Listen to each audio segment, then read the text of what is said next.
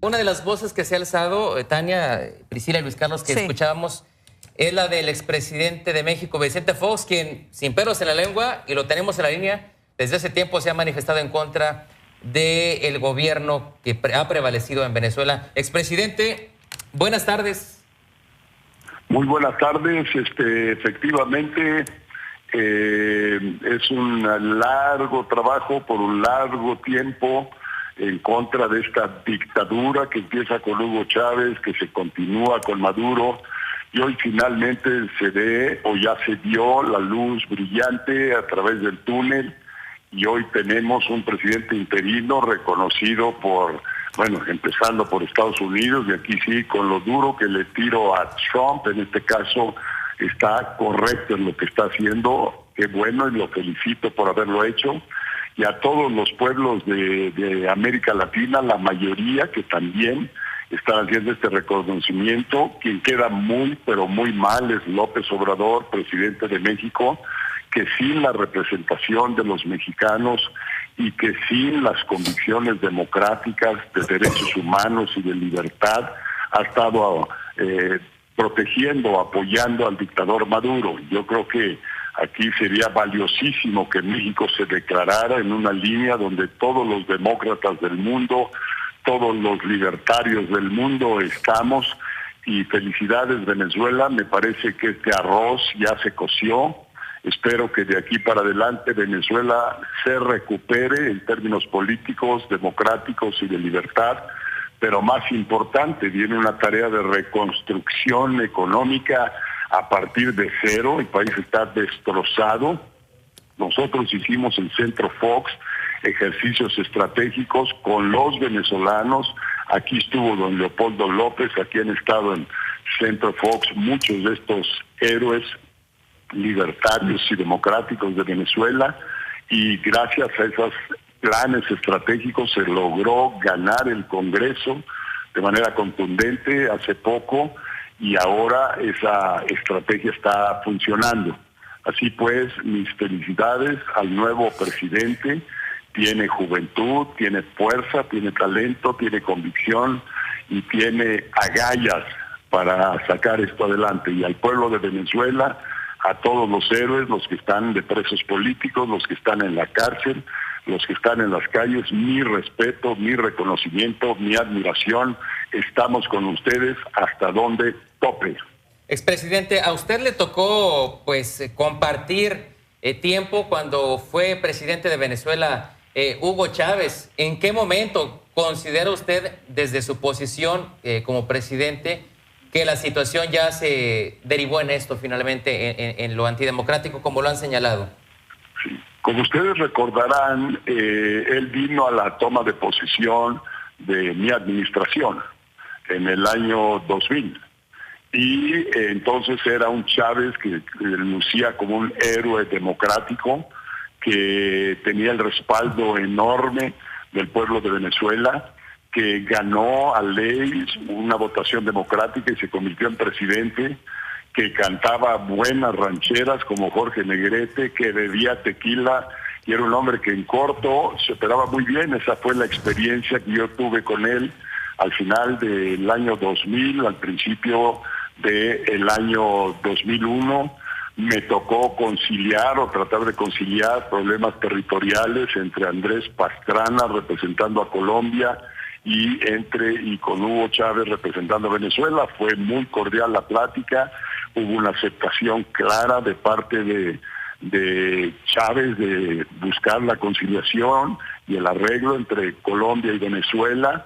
Allá hablamos del acuerdo tripartita de comercio entre Colombia, Venezuela y México, que progresó y caminó. Después me tocó con Hugo Chávez estar en Canadá, en Quebec, ahí con todos los presidentes y primeros ministros de América Latina, donde a instancia del presidente Bush acordamos todos ir a esa alianza, ir a ese acuerdo continental de comercio entre todos los países del continente americano. ¿Y quién fue el que nos dio la puñalada en la espalda? ¿Quién fue el que traicionó ese acuerdo? fue precisamente Hugo Chávez, el que echó por tierra lo que hoy hubiera dado una configuración económica totalmente diferente a América, al continente. Entonces, Chávez mostró las uñas de manera muy temprana, se distanció de su gente, se distanció de la democracia y de la libertad y traicionó a todo mundo. Eso es lo que pasa con estos presidentes populistas que ganan el voto popular precisamente a base de populismo, a base de promesas que son engañosas, a base de posiciones mesiánicas e iluminadas, y después dan el golpazo. No quiero en este momento equiparar con López Obrador, pero la historia se puede repetir. Yo creo que México tiene que estar muy alerta, tiene que estar con los faros encendidos, que en México no nos vayamos por la vía del populismo, que en México no nos vayamos por la vía de autoritarismo, militarización, porque hay muchas señales que caminan en esa dirección.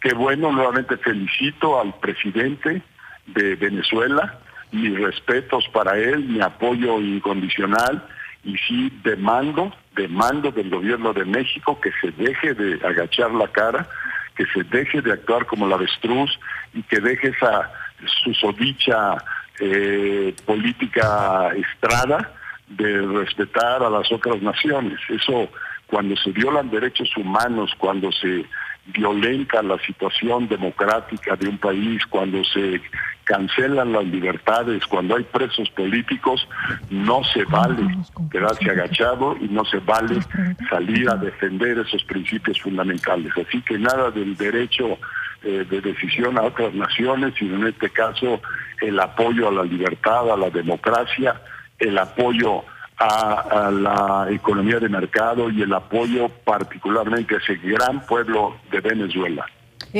Expresidente de México, Vicente Fox, buenas tardes. Le saluda a Tania Díaz, también de Milenio Televisión. Me gustaría preguntarle, expresidente, sobre esto de la postura de México en torno a lo que está pasando en este momento en Venezuela, porque conversamos hace algunos minutos con el vocero de la presidencia, Jesús Ramírez, y él dice que el gobierno mexicano sigue en su postura de neutralidad en cuanto a este conflicto que está ocurriendo en Venezuela. Dice, México mantiene la misma relación con el gobierno legítimamente electo de Venezuela. ¿Usted qué piensa de ello? ¿Debiera cambiar su postura o sigue manteniéndose en la neutralidad? ¿Qué piensa de ello? Que es una hipocresía total y absoluta, y que hay que distinguir cuando hay una dictadura, cuando se ofende al pueblo, cuando se violan los derechos humanos de los ciudadanos venezolanos. No hay explicación ni justificación que quepa. Aquí lo único que está quedando claro en el gobierno de López Obrador es que él parte de esos movimientos, es parte del Foro de Sao Paulo, es parte de esta corriente populista que se ha hecho presente en América Latina.